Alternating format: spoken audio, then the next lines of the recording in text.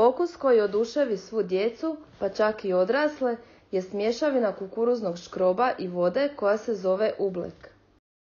Ublek je vrsta nenjutonovske tekućine koja se mijenja ovisno o stanju kojem je izložena. Obično se ponaša kao sluzava tekućina, no ukoliko ju pritisnete šakom, poprimit će čvrstu teksturu.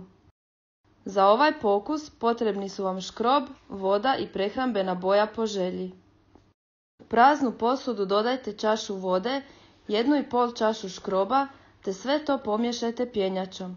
Dok miješate možete dodati i boju koju ste izabrali. Pozovite djecu da naprave ublek. Let's create ublek. Dajte im upute na engleskom jeziku. Take some water and any food color you want. I na kraju izrazite oduševljenje. Isn't it exciting?